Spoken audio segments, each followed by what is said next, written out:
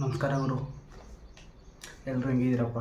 ನಾನು ಸೂಪರ್ ಹಂಗೆ ಹೇಳೋಕ್ಕಾಗಲ್ಲ, ಇದ್ದೀನಿ, ಚೆನ್ನಾಗಿದ್ದೀನಿ. ತುಂಬ ದಿನ ಆದಮೇಲೆ ಈ ಮುಖ ಕಾಣ್ತಾಯಿದೆ ಅಂತ ಸ್ವಲ್ಪ ಇದು ಮಾಡಬೇಡಿ.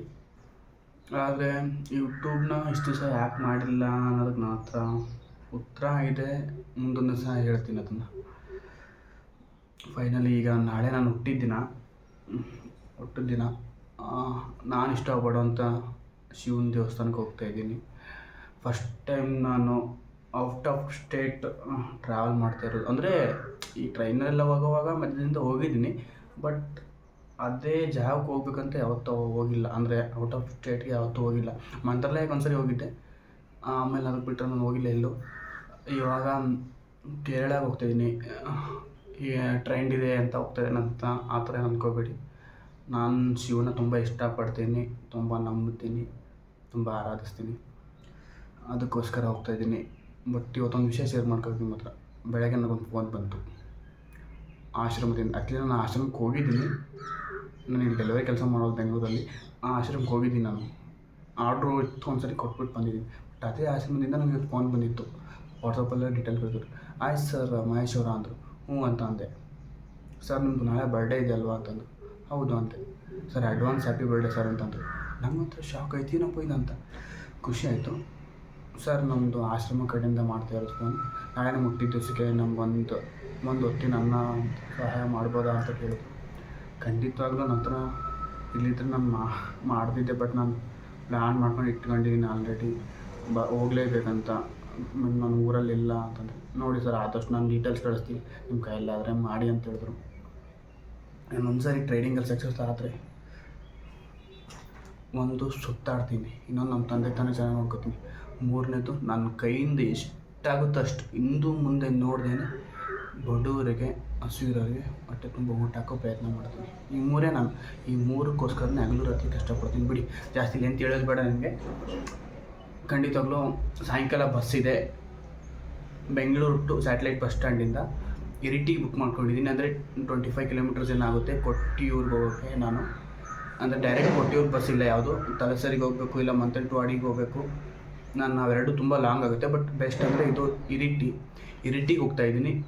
ಇರಿಟಿಗೆ ಹೋಗಿ ಬಸ್ ಸ್ಟ್ಯಾಂಡಲ್ಲಿ ಹೋಗ್ಬಿಟ್ಟು ನಿಮ್ಗೆ ಸಿಗ್ತೀನಿ. ಮತ್ತು ಸ್ಯಾಟಲೈಟ್ ಬಸ್ ಸ್ಟ್ಯಾಂಡ್ ಸಾಯಂಕಾಲ 10:30 ನನ್ನ ಬಸ್ಸು. ನಿಮ್ಮ ಬಸ್ ಸ್ಟ್ಯಾಂಡ್ಗೆ ಹೋಗ್ಬಿಟ್ಟು ಸಿಗ್ತೀವಿ. ನಮ್ಮ ಬಸ್ ಕೂತ್ಕೊಂಡು ನಿಮ್ಮ ಮತ್ತೆ ಮಾತಾಡ್ತೀನಿ. ಬಸ್ಸಲ್ಲಿ ನೋಡ 10:30 ಅಂತ ಹೇಳಿದರೆ ಎಷ್ಟೊತ್ತಾಗುತ್ತೆ ನೋಡೋಣ. ಇದೇ ನಮ್ಮ ಬಸ್ಸು.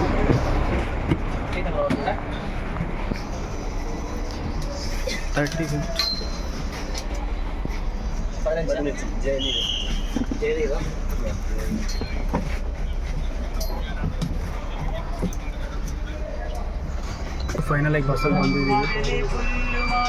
ನೋಡಿ ಬಸ್ ಬಂದಿದೆ.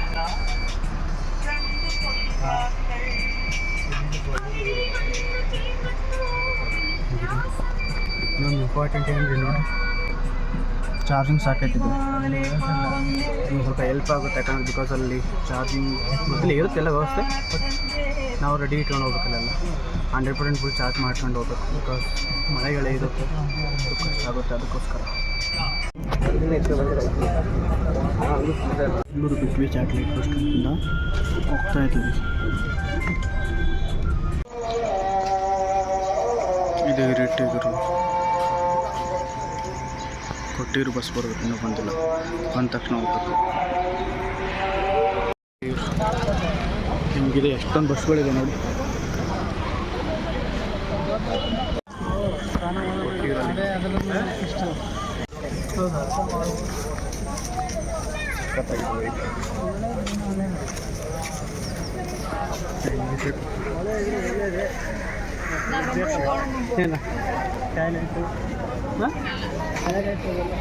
ನೋಡಿ ವಡೆ ಪಾವ್ ಪ್ರಸಾದ ಇದೆಲ್ಲ ತೊಗೊಂಡೋಗ್ಬೇಕು.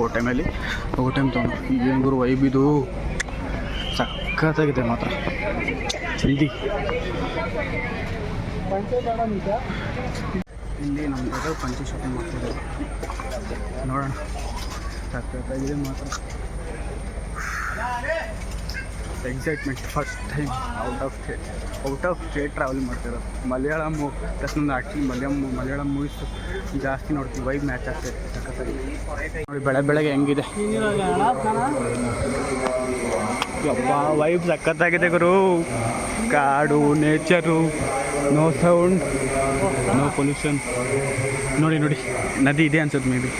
ಸ್ನಾನ ಮಾಡೋದು ಹೆಂಗಿದೆ ಗುರು ಯಪ್ಪ, ಚಪ್ಪಲಿಗಳೆಲ್ಲ ಹಾಕೊಂಬತ್ತಿದ್ರಲ್ಲ ಸಖತ್ತಾಗಿದೆ. ಹಾಂ ಬ್ರೋ ಅದೇ ಅನ್ಸುತ್ತೆ, ಬ್ಯಾಕ್ ಗೇಟ್ ಆ ಕಡೆ ಅನ್ಸುತ್ತೆ. ನಮ್ಮ ಬಟ್ಟೆ ಮತ್ತು ಸ್ಲೀಪರ್ನ ಇಲ್ಲಿಡಬೇಕು. ಕನ್ನಡದಲ್ಲೂ ಬೋರ್ಡ್ ಹಾಕವ್ರೆ, ಒಳ್ಳೆಯದು. ಬಟ್ಟೆ ಸ್ಲೀಪರ್ಸ್ನ ಇಲ್ಲಿ ಇಟ್ಬಿಟ್ಟು ಹೋಗ್ಬೇಕು ನಾವು ಈಗ.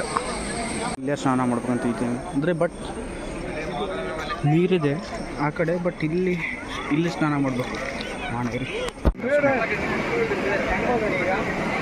ಇದು ಬ್ಯಾಕ್ ಗೇಟ್ ಅಂತಾರಲ್ಲ, ಅಲ್ಲಿಂದ ದರ್ಶನ. ಇದು ಸ್ಟ್ರೈಟ್ ಅಲ್ಲ, ಇದು ನೋಡ್ರಿ ನದಿ.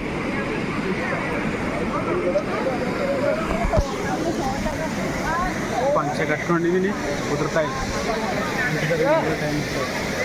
ನೋಡೋಣ ಏನು ಗುರು, ನೇಚರ್ ಇಟ್ಸ್ ಬ್ಯೂಟಿಫುಲ್. ಇಂಥ ಜಾಗದಲ್ಲಿ ದೇವರಿಲ್ಲ ಅಂದರೆ ಯಾರು ನಂಬ್ತಾರೆ?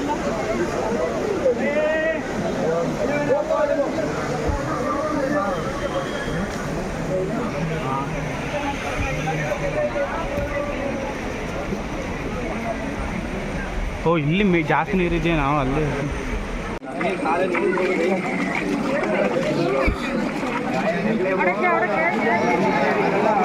ಇದು ಬ್ಯಾಕ್ ಗೇಟಿಂದ ದರ್ಶನ, ಇದು ನಾರ್ಮಲ್ ದರ್ಶನ.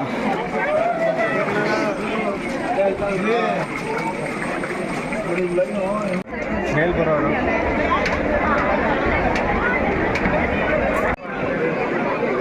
ಇಲ್ಲಿಂದ ಐತಲ್ಲ ಲೈನು, ಅಂದರೆ ಅದು ದರ್ಶನಕ್ಕೆ ಹೋಗಲ್ಲ. ಇದು ಪ್ಲಸ್ ಅಲ್ಲಿ ಎಲ್ಲ ಕಡೆ ನಾವು ಈಗ ದರ್ಶನ ಮಾಡ್ಕೋಬೇಕು.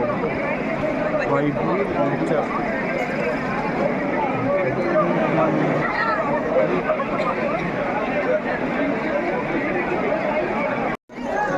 ಫೈನಲಿ ದರ್ಶನ ಆಯಿತು.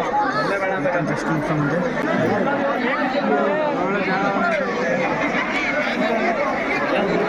ಅಲ್ಲಿ ಕಾಣಿಸ್ತಾ ಇದೆಯಲ್ಲ, ಅಲ್ಲೇ ದೇವರಿರೋದು. ಸ್ಟ್ರೈಟು ಅಲ್ಲಿ ದೇವರಿರೋದು, ಏನು ಕಾಣಲ್ಲ,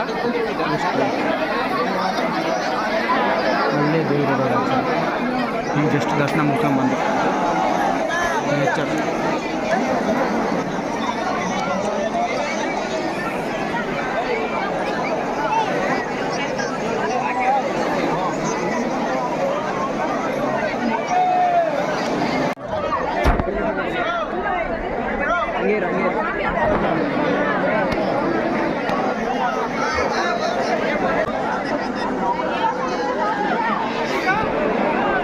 ನಿಜವಾಗ್ಲೂ ಈ ದೇವಸ್ಥಾನದ ಸುತ್ತಮುತ್ತ ಒಂದು ಕಾಡು, ಪ್ರಕೃತಿ, ಆವಾಗವಾಗ ಬರೋ ಮಳೆ, ಇದನ್ನೆಲ್ಲ ನೋಡ್ತಿದ್ರೆ ಮನಸ್ಸಿಗೆ ಎಂಥವ್ರಿಗಾದ್ರೂ ನೆಮ್ಮದಿ ಸಿಕ್ಬಿಡುತ್ತೆ ಗುರು.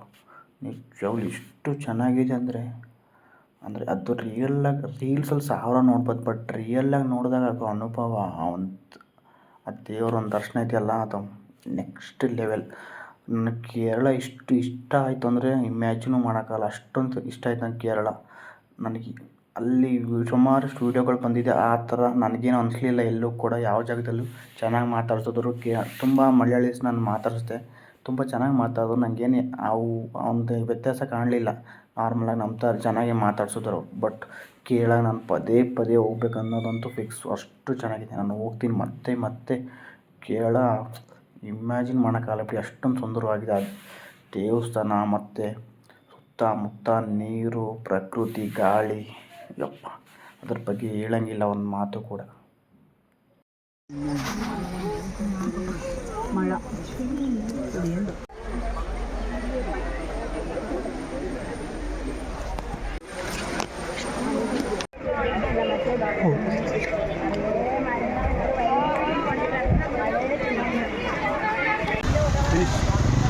ನೋಡ್ತಾ ಇದ್ದೀನಿ ಕೇರಳ ವೈಬ್ ಇದೆಯಲ್ಲ, ನೆಕ್ಸ್ಟ್ ಲೆವೆಲ್ ಇದೆ.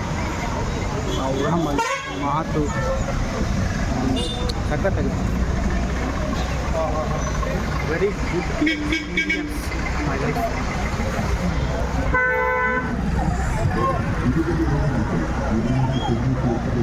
ಟಿಫನ್ಗೆ ಇದು ಏನೋ ಕೊಟ್ಟಿದ್ರು, ಇದು ಹೆಸರು ಗೊತ್ತಿಲ್ಲ. ಸ್ವೀಟು ಚೆನ್ನಾಗಿದೆ, ಮುರಿಯೋಕ್ಕೂ ಆಗ್ತಿಲ್ಲ ಗುರು, ಅಷ್ಟೊಂದು ಗಟ್ಟಿದೆ. ಟೀ ನೋಡಿ ಗುರು, ನಮ್ಮ ಕಡೆ ಇಷ್ಟು ಇರುತ್ತೆ ಒಂದಿಷ್ಟು, ಬಟ್ ಇಲ್ಲೂ ಇಷ್ಟು ಅಪ್ಪ ಸಿಕ್ಕಾಪಟ್ಟೆ ಜಾಸ್ತಿ ಟೀ ಕುಡಿತಾರೆ ಕೇಳೋ ಜನ.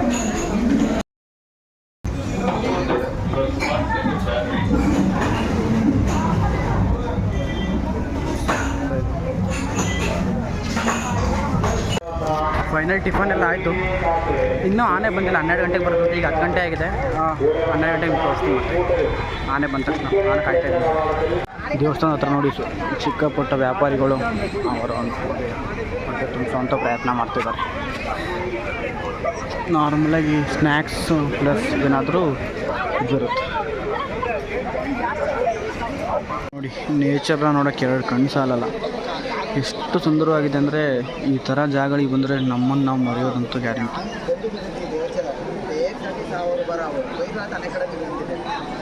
ಅಲ್ಲಿ ನೋಡಿ ನೀವು ರಿಯಲ್ಲಾಗಿ ಹೆಂಗೆ ಕಾಣ್ತಿದೆ ಅಂದರೆ, ಬಟ್ ಫೋನಲ್ಲಿ ಯಾವ ಲೆವೆಲಿಗೆ ಕಾಣ್ತಿದೆ ಅಂತ ನನಗೆ ಗೊತ್ತಿಲ್ಲ, ಬಟ್ ರಿಯಲ್ಲಾಗಿ ಅದು ನೋಡೋಕ್ಕೆ ಎರಡು ಕಣ್ಣು ಸಾಲಲ್ಲ, ಅಷ್ಟೊಂದು ಚೆನ್ನಾಗಿದೆ ಪ್ರಕೃತಿ. ಈ ಒಂದು ಹಸಿರು, ತಂದೆ ಶಿವ,